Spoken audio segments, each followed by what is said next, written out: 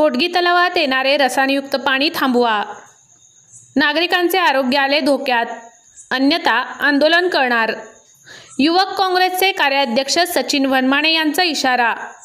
होडगी तलावात सोलापूर शहरातील आणि विविध कंपन्यांमधून येणारे रसायनयुक्त पाण्यामुळे होडगीसह 4 गावातील नागरिकांचे आरोग्य धोक्यात आलेले आहे. यामुळे शहर आणि औद्योगिक वसाहतीतून येणारे पाणी बंद न केल्यास दक्षिण सोलापूर तालुका युवक काँग्रेसचे कार्याध्यक्ष सचिन वनमाने यांच्यासह ग्रामस्थांनी आंदोलनाचा इशारा दिला आहे. होडगी येथील तलावात सोलापूर शहरातील सांडपाणी आणि अनेक लहान मोठ्या कंपनीतील रसायनयुक्त पाणी सोडले जाते, पण हे पाणी पूर्णपणे रसायनयुक्त असे आहे. या पाण्याचा वापर शेतात वस्तीत करून राहणाऱ्या शेतकऱ्यांना नाईलाजास्तव पिण्यासाठी वापर करावा लागतो. जनावरांना देखील याच पाणी पाजवले जाते. यामुळे शेतकऱ्यांसह जनावरांचे देखील आरोग्य धोक्यात आलेले आहे.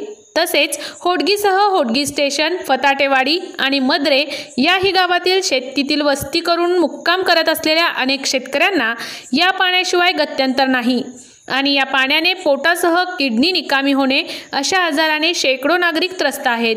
या तलावातील पाण्यावर शेकडो हेक्टर क्षेत्रातील बागायत शेती अवलंबून आहे. हे पाणी ज्या पिकाला देण्यात त्याची सरासरी उत्पादनही निघत नसल्याचे वनमाने यांनी सांगितले. तसेच या पाण्याने अंघोळ केल्यास त्वचा रोगाचा प्रादुर्भाव होण्याची भीती व्यक्त होत आहे. म्हणून सोलापूर महानगरपालिका प्रशासनाकडून रसायनयुक्त येणारं पाणी नाही थांबवल्यास होडगी 4 गावातील एकूण 61,000 लोकांच्या आरोग्याचा प्रश्न गंभीर झाला आहे. म्हणून ग्रामस्थांसह युवक काँग्रेसच्या वतीने आंदोलन छेडणार असल्याचे वनमाने यांनी टुडेज लाईव्हला सांगितले.